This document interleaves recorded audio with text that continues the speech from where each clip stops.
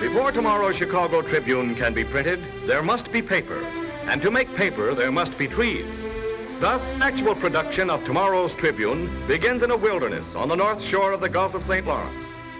Let us journey there, 1,200 miles from Chicago, into the North Country to the forests of the province of Quebec, Canada.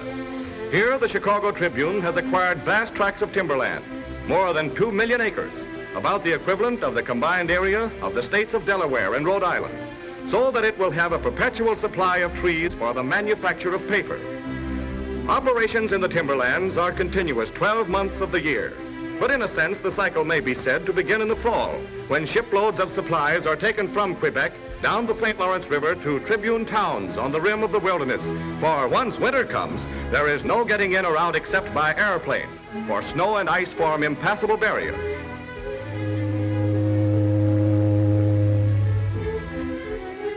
In September and October, ships, some of them part of the Tribune fleet, others chartered for the purpose, carry a variety of stores down the broad St. Lawrence and across the Gulf to the towns and camps that lie on the edge of a wild frontier, east of the eastern boundary of the state of Maine. For half a year, such Tribune communities as this at Shelter Bay are frozen in, and everything needed must be taken into the woods before ice seals the gates to the outside world. Shelter Bay, first of the communities to be built by the Tribune, is a thriving town on the Gulf, 400 miles northeast of Quebec, and with millions of acres of virgin forest as its backyard. So barren is the shoreline that ships must unload into scows and barges, which are then towed to shore. Cargoes consist of food, clothing and tools, sacks of cement and bales of hay, sugar and yeast, butter, molasses and beans, barrels of flour and hogsheads of salt pork, kitchen stoves, axes, candy, and 1,000 other articles. Annual requirements, for example, run as high as 2.5 million pounds of hay and oats, 330,000 pounds of potatoes, 250,000 pounds of flour, 140,000 pounds of pork, 900,000 cigarettes, and 7,000 pounds of tobacco. Shelter Bay, although an outpost of civilization with a population of only about 1,000, still has many big city conveniences such as hot and cold running water, central heat, an efficient sewer system, electric lights, and a well-equipped hospital. Excellent educational facilities are provided by a thoroughly modern school. Knitting seems to be as popular as it is in Chicago, but bread is baked in an outdoor oven. No less hardy pioneers than the intrepid French explorers who sailed along these shores centuries ago, the woodsmen and their families enjoy life much as the people do in Chicago. Life is simple on the North Shore, but for both young and old, it is a full life.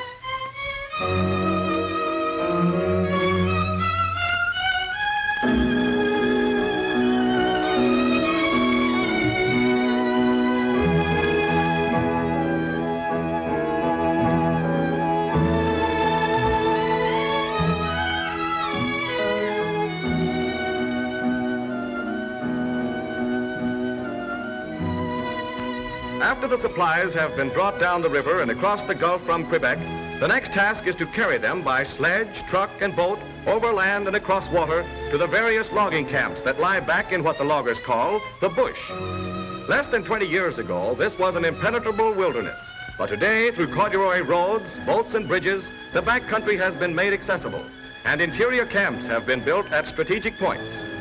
Cache 2, base of one group of loggers and 6 months headquarters for the cutting crews, is about 20 miles from Shelter Bay on the southern tip of 30 Mile Lake.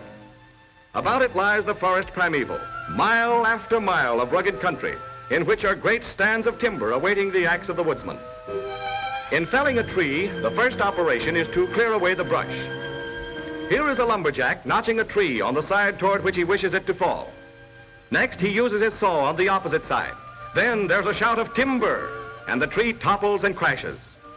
The small branches, or slash, are trimmed off and later are burned.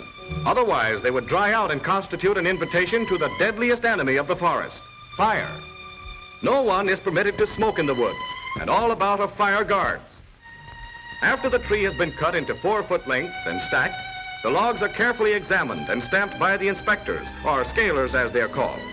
Spruce trees, balsam, birch, poplar, and mountain ash abound in Tribune timberlands, but only spruce and balsam are cut since they provide the best quality fibers for making newsprint paper. Every winter, more than 2 million trees are cut according to a carefully planned schedule. No tree is cut more than 18 inches above its base. No young trees are felled, and reforestation is encouraged, though it is accomplished by nature so efficiently that no prolonged assistance from man is required to promote regrowth. One day in the late autumn, the wind comes from the north, bringing snow and sending the mercury toward the bottom of the thermometer. Then until April, the North Country is held in the unrelaxed grip of winter, with temperatures as low as 50 degrees below zero. Days are short, for not so far away is the Arctic Circle, and work must move along briskly. An important activity is that assigned to the cruising team. Traveling by dog sled, the men choose a site and pitch their tent. Then they go through the woods, measuring trees and marking those that are from 80 to 100 years old, and hence are ready for the woodsman's axe. Cache, too, is now wrapped in a fluffy blanket of snow, but the cabins are cozy and warm, and the food is plentiful. No need to call them twice. Swinging an axe in the woods in winter is guaranteed to work up a first-rate appetite. Not much dinner table conversation, but a wholehearted devotion to the matter at hand. Music is a popular entertainment.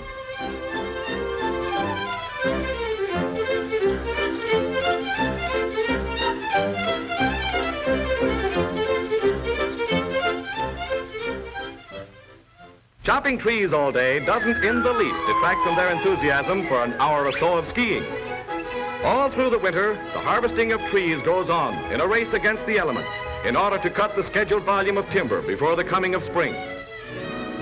Getting the timber out of the woods is a difficult problem. Some of the logs are transported by horse-drawn sleds to rivers and lakes, where they're piled on the ice to await the spring thaw. And where the banks of rivers and lakes are inaccessible to sleds, logs are sent tobogganing down icy chutes.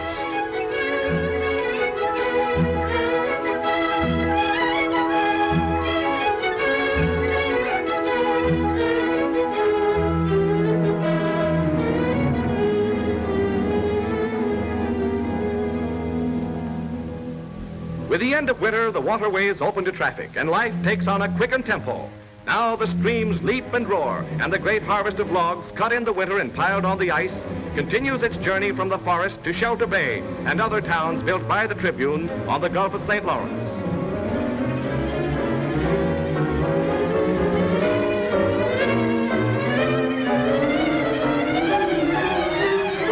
Occasionally, the frozen logs are difficult to dislodge, and then dynamite is used to break the jam and send the timber on its way.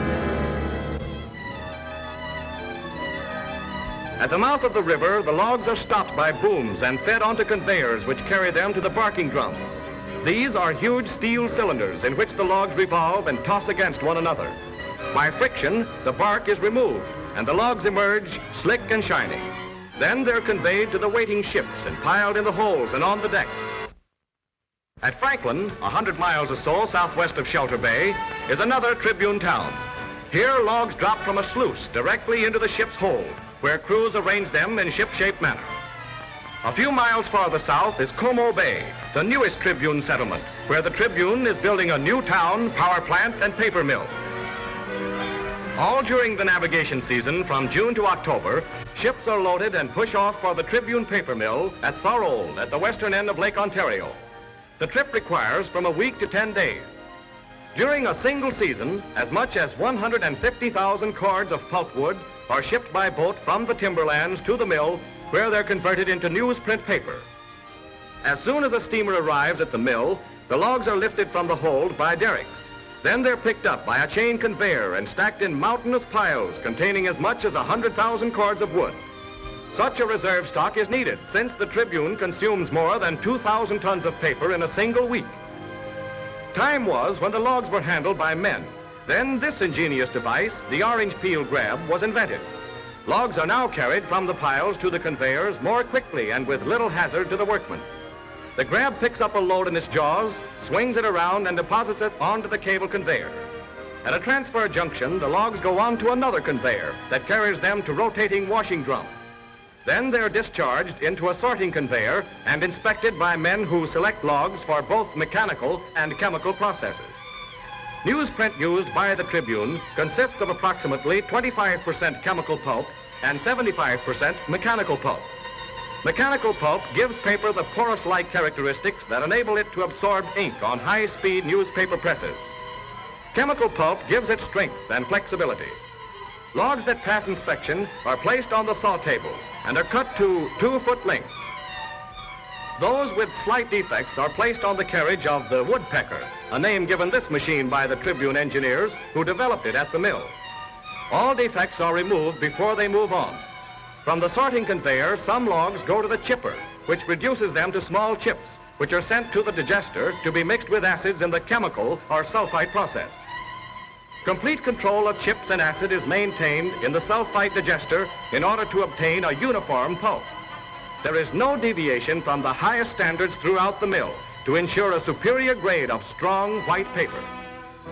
Logs for the mechanical process are placed in a battery of grinders, each of which can transform 12 cords of wood into high-grade pulp every 24 hours.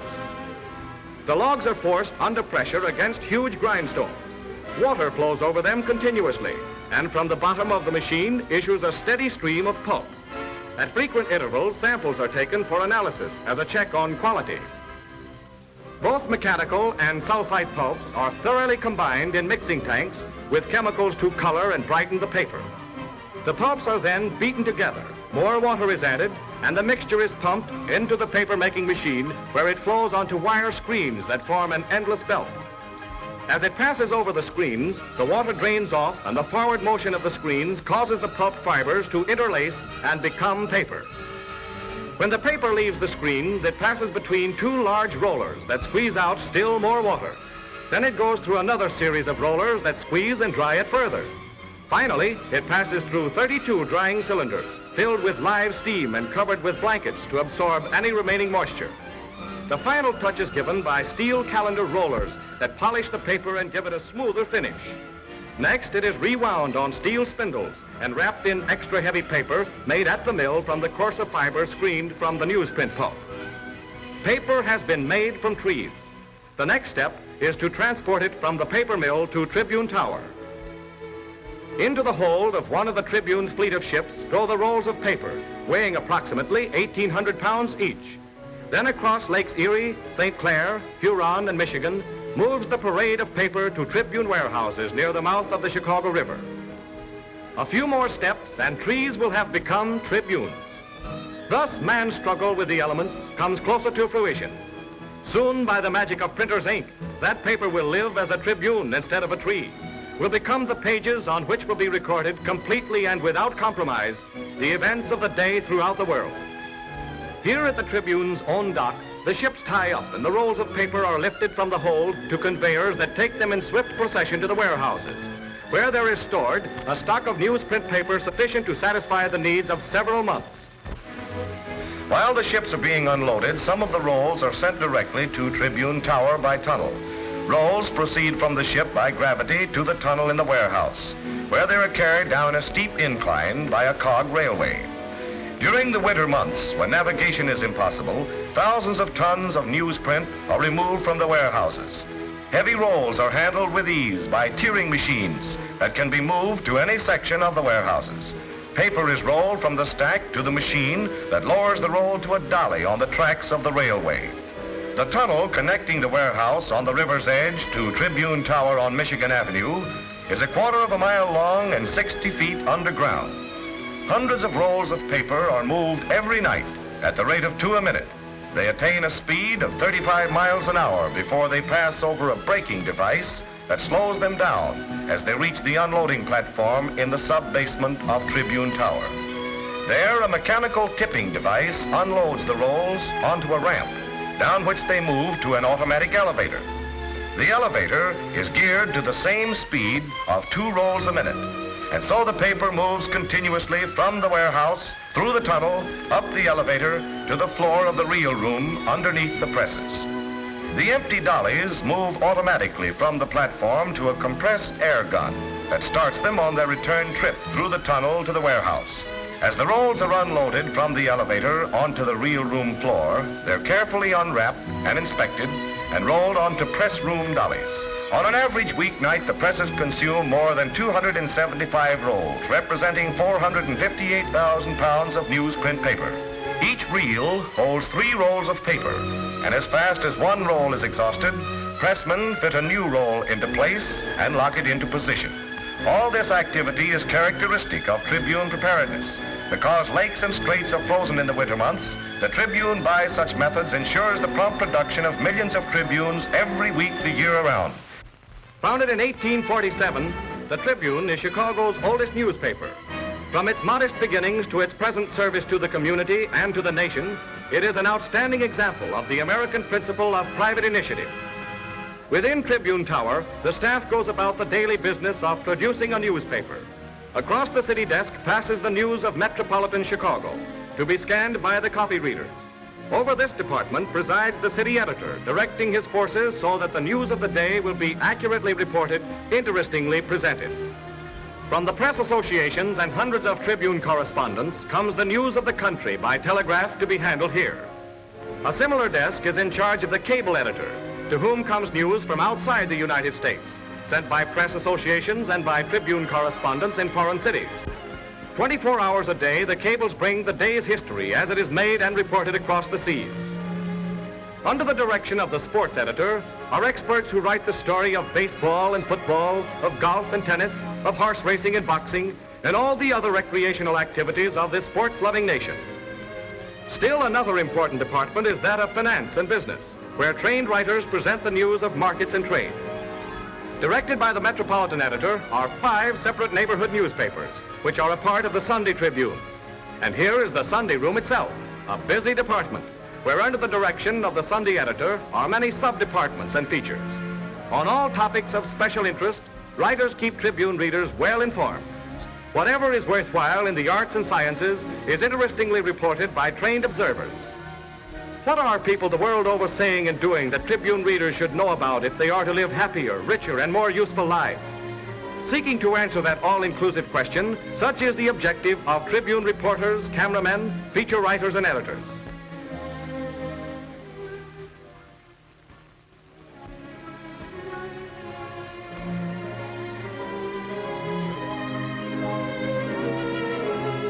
And supervising these various men and women, each trained in his or her special field, are the assistant editor-in-chief and the managing editor, who coordinate their output into one harmonious whole. Ready for use by the writers is a splendidly equipped reference library and a reference file room containing more than 3 million clippings, 700,000 photographs, and 75,000 engravings. Long ago, the Tribune realized the value of pictures in bringing people and events vividly and unforgettably to its readers. And so every day, scores of pictures are printed, some of them supplied by photographic services, some taken on the scene by Tribune photographers, and still others posed in the Tribune's completely equipped studio. Watched for, laughed over, vital characters in the lives of readers are Tribune comics. Sometimes as light in humor, but more frequently drawn to focus attention on a civic or national problem, the editorial cartoon is given front page position by the Tribune. To make the engravings from which Tribune illustrations are printed, the pictures to be reproduced, whether drawings or photographs, are placed before a camera in the engraving room. The shutter is snapped and the image is recorded on a sensitized negative glass plate. The light from a flaming arc transfers the image to the zinc plate. After it has been powdered with dragon's blood and heated, the zinc plate is etched in an acid bath. Removed from the bath, the plate is washed and goes to the router, a man with a sure eye and a steady hand who cuts away excess metal. It is then mounted on a metal base. Now the engraving of the cartoon or strip or photograph is ready for proofing in order that the artist, the editors, the engravers, and all others concerned may inspect the finished product.